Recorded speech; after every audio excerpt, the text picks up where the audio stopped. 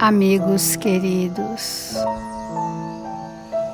que os nossos sentimentos mais delicados se expressem nesta hora, embalados pela suave melodia da música, nesta manhã luminosa em nossas vidas, em que nos reunimos em nome de Jesus, para buscar-te a presença, Senhor, e senti-lo em nossas vidas, nas páginas amoráveis do seu Evangelho.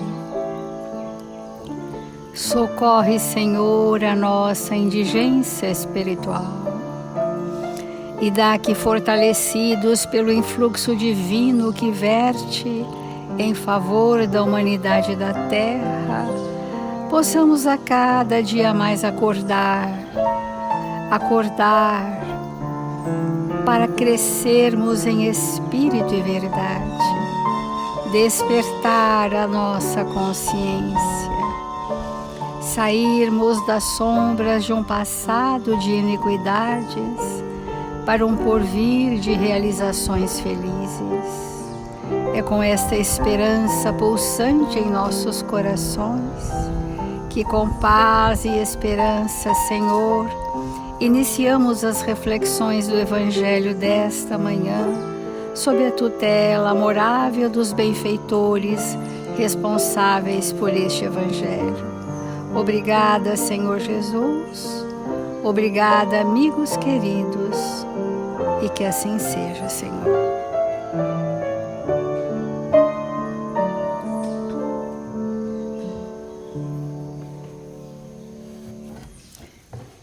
Do Evangelho segundo o Espiritismo, capítulo 8, bem-aventurados os que têm puro o coração.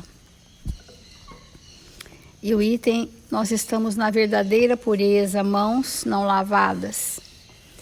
Diz assim: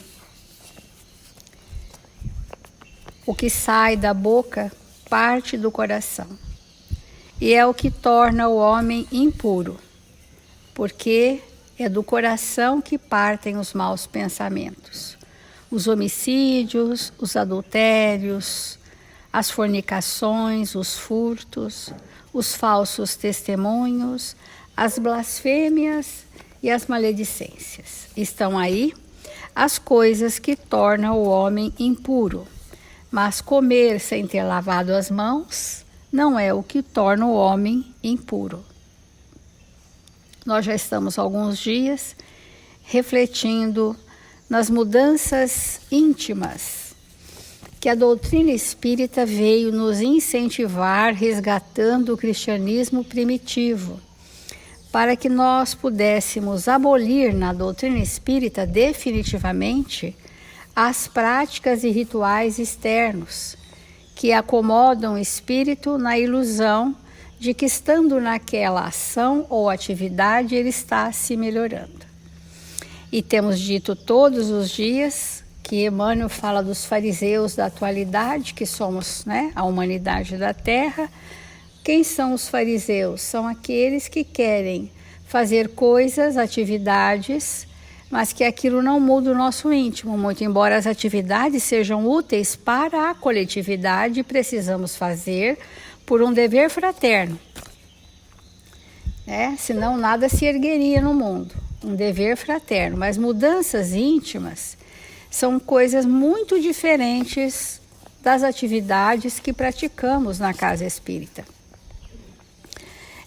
As atividades que praticamos são solidariedade, companheirismo, auxiliar a erguer um trabalho, isso dignifica o homem. Mas nós ainda estamos, muitas vezes, na frequentação sem transformação. E é disso que a gente vai falar um pouco hoje, no livro Fonte Viva Ainda, uma outra lição, que é renovemo-nos dia a dia. Transformai-vos pela renovação da vossa mente, porque o que sai da nossa boca está no íntimo de nós. Se não sai na forma do verbo, se a gente já consegue controlar a palavra, nós não controlamos as vibrações que fermentam em nós. Então, nós temos um processo fermentativo de emoções doentes. Transformai-vos pela renovação de vossa mente para que proveis qual é a boa, agradável e perfeita vontade de Deus. Paulo aos Romanos. Não adianta a transformação aparente da nossa personalidade na feição exterior, porque isto os fariseus já faziam. E eles eram tidos como pessoas muito honradas pela disciplina, pelo rigorismo da forma, pelos comportamentos impecáveis, pelo perfeccionismo na aparência. Então aqui Emmanuel diz: mais títulos, mais recursos financeiros, mais possibilidades de conforto e maiores considerações sociais podem ser simples agravo de responsabilidade, que estaria muito fora do nosso planejamento reencarnatório. Renovemo-nos por dentro. Como é que é isso? Temos falado todos os dias, né? É preciso avançar no conhecimento superior, ainda mesmo que a marcha nos custe suor e lágrimas. O que seria esse avanço, né? É esse entendimento sobre as verdades de vida eterna, tendo como referência a nós mesmos. Nós que precisamos pensar naquele conceito e trazer para nós. Avançar no conhecimento superior para que a gente possa nunca alegar ignorância sobre nós mesmos. Aceitar os problemas do mundo e superá-los à força de nosso trabalho e de nossa serenidade é a fórmula justa de aquisição do discernimento. O discernimento, ele é um fator, é uma faculdade, né, do espírito que nasce da razão bem desenvolvida.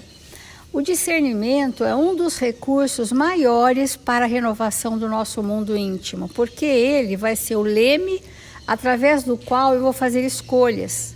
Eu vou saber o que é o bem, o que é o mal, certo e errado para mim. Então, sem o discernimento, o nosso leme para conduzir-nos no caminho está avariado, né? Não está funcionando. Dor e sacrifício, aflição e amargura são processos de sublimação que o mundo maior nos oferece, a fim de que a nossa visão espiritual seja acrescentada. Todas as vezes que nós recebemos qualquer constrangimento do mundo, como por exemplo, convite ao sacrifício, as aflições e as amarguras, nós podemos já aceitar como sendo instrumentos da justiça de Deus para que a nossa visão espiritual se amplie. Quando estamos passando um processo delicado pessoal, seja de natureza física, moral ou espiritual, a nossa sensibilidade se expande muito. E nós passamos a ficar muito sensíveis ao sofrimento do outro que passa pelas mesmas amarguras que nós. Mas passando aquele momento de amargura nossa, muitas vezes caímos na indiferença. E quando caímos na indiferença, cessa o processo da transformação, cessa, paralisa, né? Facilidades materiais costumam estagnar-nos a mente, quando não sabemos vencer os perigos fascinantes das vantagens terrestres, né? São muitos os estímulos do mundo para nos fascinarem, nos encantarem, nos arrastarem. São muitos, né? E ter esse discernimento, o que é o melhor para a minha transformação, isso é a renovação da nossa mente para provar qual é a boa, agradável vontade de Deus em nossas vidas. Renovemos nossa alma dia a dia, estudando as lições dos vanguardeiros do progresso, que é o conhecimento superior, e vivendo a nossa existência sob a inspiração do serviço incessante.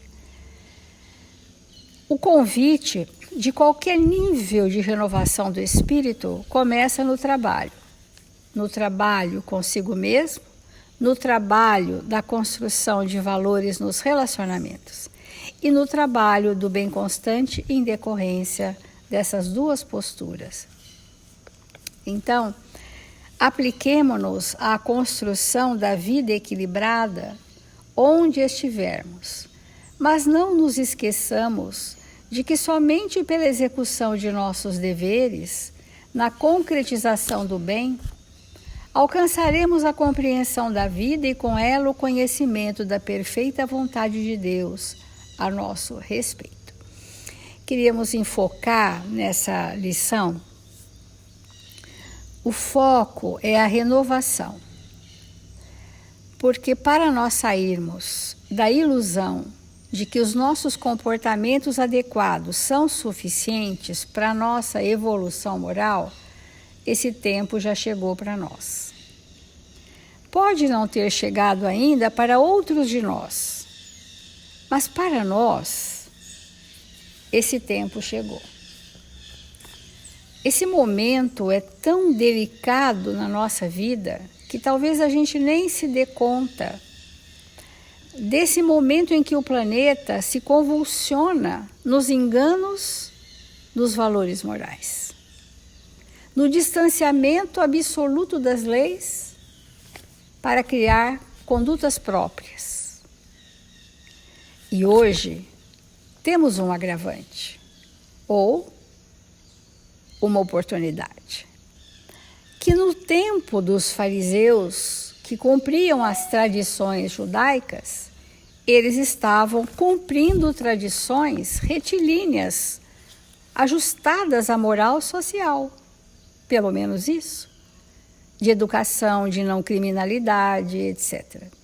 Muito embora arrastavam as suas incoerências na forma de hipocrisias.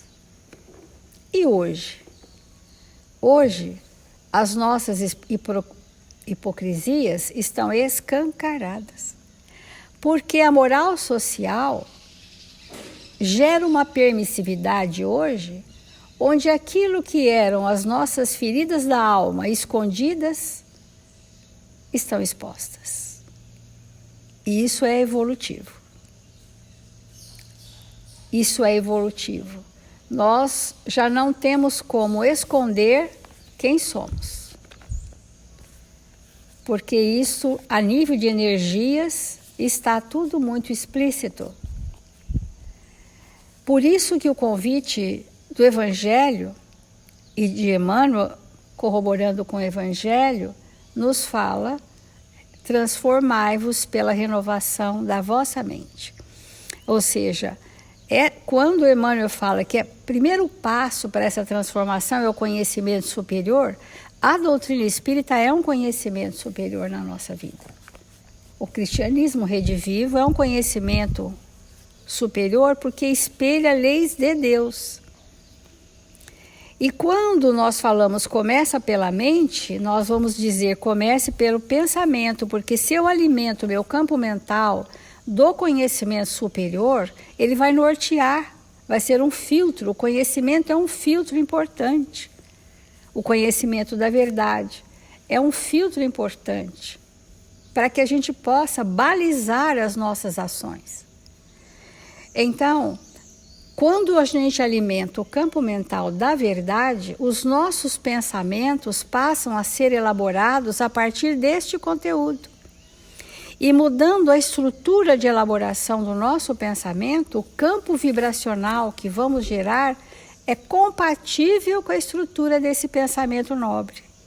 Comecemos por isso, amigos.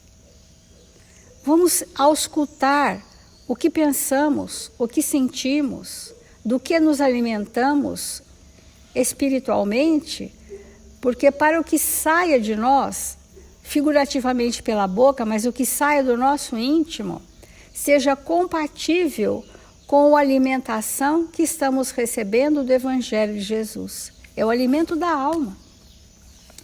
E perante a fartura do alimento da alma, nós estamos mergulhados num manancial inesgotável. E para saciarmos os nossos espíritos do bem e da verdade, e nutridos por essa força, por esse influxo divino, nós vamos começar, nesse momento da nossa vida, a termos uma postura compatível, porque passa a ser uma necessidade. Então, vamos estar mais atentos, vamos estar mais vigilantes, porque é chegado o tempo de tirarmos os véus, as máscaras, as fantasias, as ilusões, para sermos felizes. Nessa maravilha de planeta que nós estamos inseridos. Nessas oportunidades redentoras que nos chegam a cada dia. Há mancheias de Deus por nós. E nós precisamos abrir receptivos para absorver deste manancial, porque muitas vezes, ou sempre, nos chega, mas não permeia. Estamos indiferentes, impermeáveis ou distraídos, ocupados com outras questões, que em nada valorizam o meu processo evolutivo. Então vamos nos empenhar, porque a doutrina espírita está nos dando passo a passo como, que método trouxe Jesus para que essa transformação se faça. Ontem nós falamos que o Evangelho de Jesus precisa nos trazer uma desacomodação. Mobiliza o que está secularmente ranço em nós para nos incomodar a tal ponto que gere em nós um sofrimento de sermos como somos. É aí o ponto de mutação do espírito. Quando eu passo a sofrer não pelo que você me faz, mas pelo que sou ainda, e me sinto retardatário do caminho, a angústia da alma é superlativa. E este é o recurso que o Evangelho precisa atingir em nós. Vamos refletir.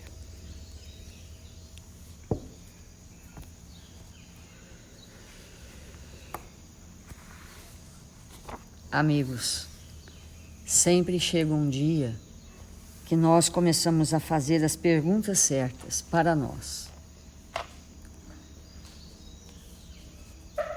E se o Evangelho está nos convidando a pensar sobre a construção do sentimento que vai renovar o espírito que nós somos, é importante que nós façamos uma pergunta: o que nesta existência contribui para a renovação da minha forma de pensar e sentir? O que? Cada um de nós vai fazer essa pergunta para a sua intimidade, porque nós fomos expostos a diferentes circunstâncias e situações na existência para nos renovar. E para muitos de nós, a única coisa, de verdade, que renova é a dor. Para a grande, superlativa maioria da humanidade, no estado evolutivo que nós nos encontramos, é a dor. Mas é evidente que existem algumas pessoas, alguns espíritos, que não precisam disso, que vão compreendendo melhor as situações constrangedoras de uma reencarnação, vão compreendendo os aguilhões que não devemos recalcitrar, que não devemos de maneira nenhuma nos tornarmos espíritos rebeldes diante deles, porque eles nos proporcionam a transformação. Então, tirando a dor, o que renova a nossa maneira de sentir? Vamos pensar sobre isso. Por quê? Porque quando nós fizemos um planejamento reencarnatório, nós fizemos para que pudéssemos expandir os nossos talentos, muitos talentos que nós trouxemos na nossa intimidade e, ao mesmo tempo, arrancar, acho que não tem outra palavra, arrancar de nós aqueles conteúdos vibracionais que nos predispõem a permanecer como sempre fomos. Então, por exemplo, um espírito que gosta de mandar. O espírito que gosta de mandar, ele traz na sua intimidade um grave problema, que é o orgulho. Ele pensa que ele é melhor que o outro. E com isso, ele estabelece um movimento de alma que dificulta a sua forma de renovação. Porque tudo aquilo que não permite que o espírito mande, ele foge. Ele se afasta, ele abandona. Por quê? Porque o espírito quer permanecer na sua forma de operar na vida com o orgulho. Então, e assim para todas as coisas. E tudo o resto passa a ser o culto externo. Daí a importância, porque, por exemplo, Jesus, que construiu o planeta Terra, que sabe tudo de física, matemática, química, geografia, de todas as ciências que nós conhecemos e aquelas que nós não fazemos nem ideia, em nenhum momento ele se colocou numa posição de comando, de imposição. Nenhum momento. Porque sabendo em profundidade quem somos nós, sabendo em profundidade a nossa origem, ele sabe perfeitamente que um dia seremos como ele, Cristos. E que, nos sendo oferecido oportunidades, nós vamos avançar.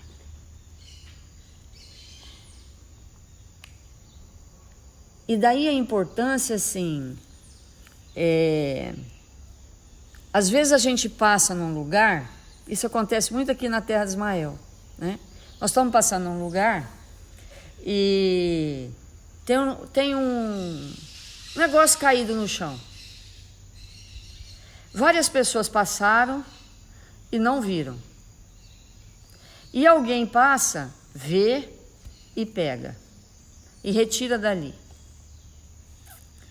O espírito que faz isso, ele está entendendo que aquilo que está ali é para ele pegar.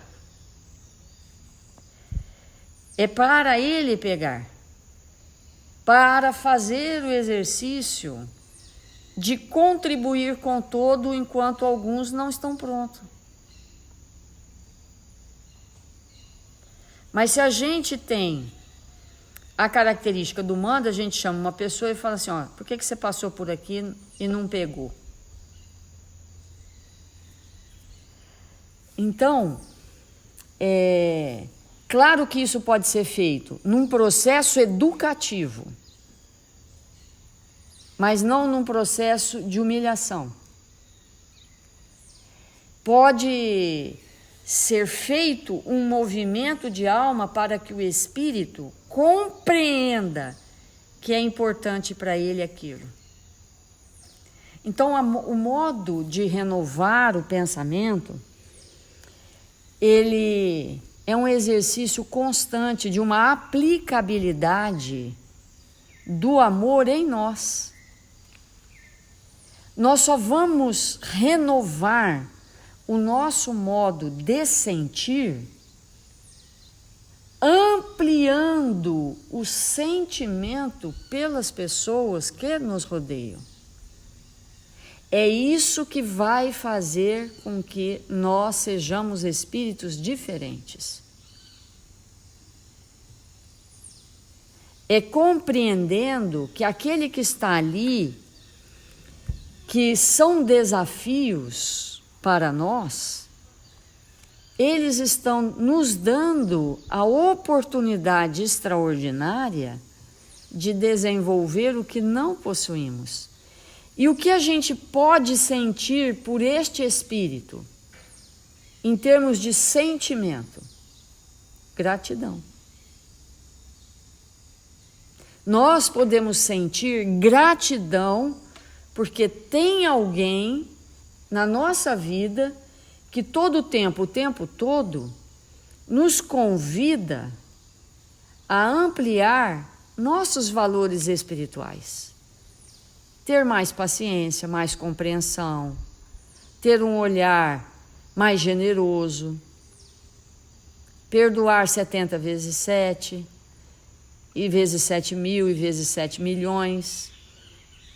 Esse movimento da alma é que vai renovar o nosso pensamento. Então, vamos rever o que nós começamos.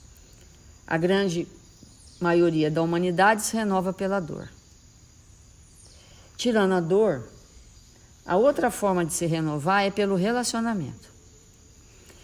Que no primeiro momento pode ser uma dor, e no segundo momento, se tiver entendimento, deixa de ser dor para ser oportunidade.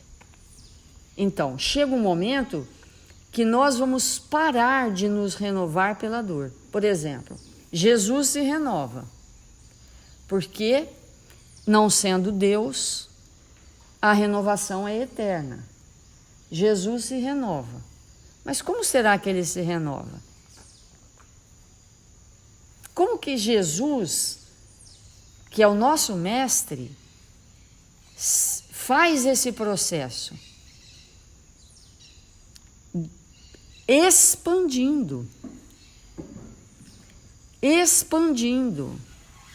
o sentimento. Então, por exemplo, Jesus é responsável pelo planeta Terra. 7 bilhões de espíritos encarnados. 7 bilhões de oportunidades de amor, porque Ele nos conhece pelo nome. Nos conhece pelo nome, conhece a nossa história, provavelmente desde o princípio, porque Ele tem plenas condições de acessar. Então, esse movimento de renovação é assim. Hoje, com quantas pessoas nós convivemos? Que é convívio mesmo, convívio. E que essas pessoas são desafios para nós, às vezes não muito grandes, mas são. Qual é o nosso círculo? Qual que é o nosso círculo de convivência? É o tamanho da nossa evolução espiritual.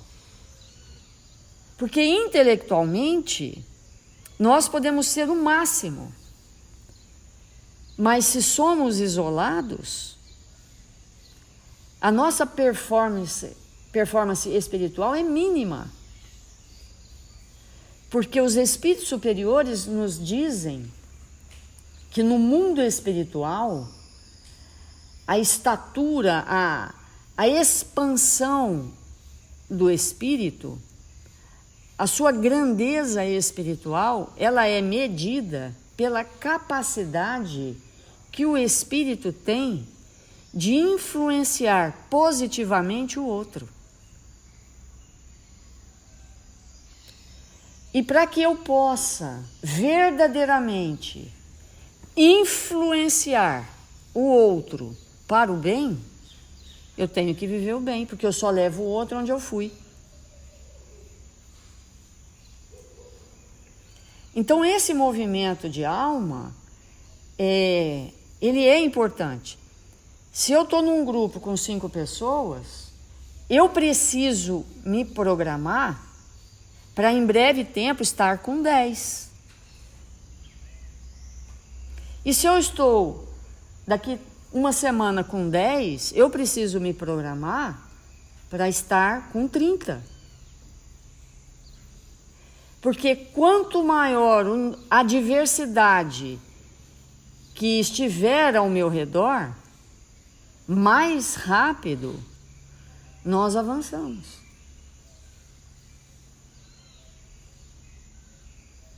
Basta olhar para a natureza.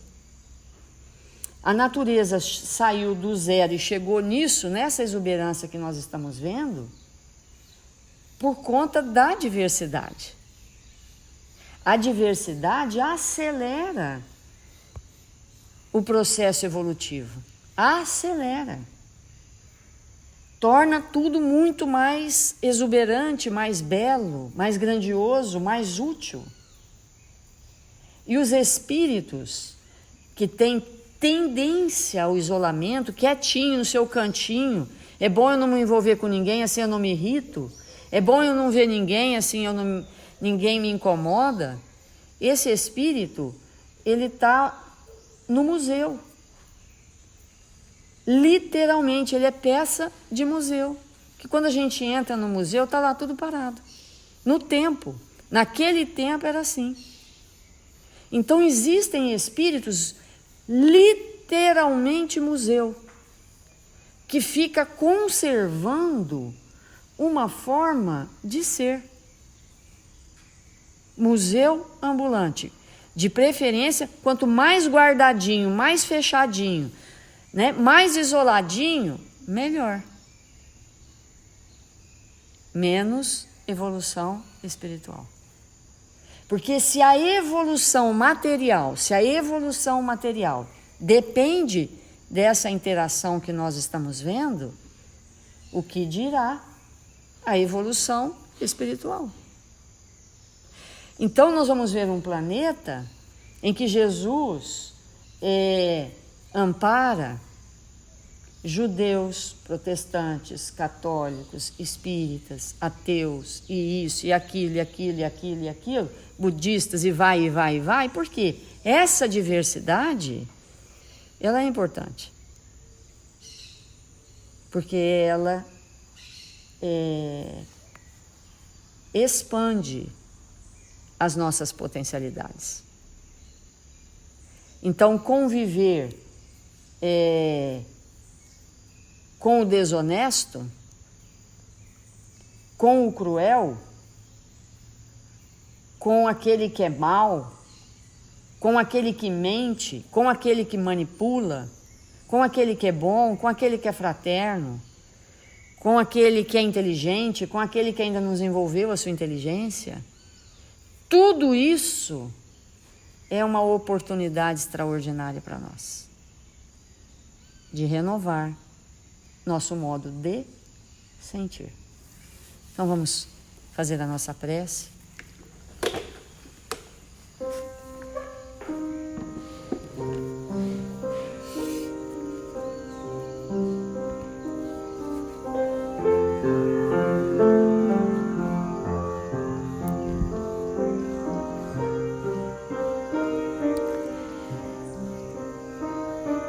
Deus, nosso Pai, Jesus, nosso Mestre, Divino Amigo das nossas vidas, nós te rogamos nesta hora, Senhor, que possamos abrir nossos corações Que possamos, Senhor, nos entregarmos uns aos outros para aprender a amar. Que nós possamos fazer da nossa existência um tempo de renovação íntima. Permita, Senhor, que neste momento tão importante da nossa vida, o Teu Evangelho de amor possa ser o nosso norte, nosso caminho, que possamos ser amigos uns dos outros, que possamos olhar com ternura aqueles que nos cercam. 1000 vezes obrigado, Senhor, pela Sua presença, pelo Seu amor, por nos conduzir, por nos entregar este planeta azul, para que pudéssemos nos tornar espíritos evangelizados. 1000 vezes obrigado pela Sua presença. Ampara nossos irmãos que sofrem. Ampara toda a humanidade, Senhor, que se encontra nesta hora nos descaminhos das dificuldades íntimas e socorre-os com a luz do Seu amor. Ampara nossos irmãos registrados nos cadernos de vibração da nossa casa e permita, Senhor,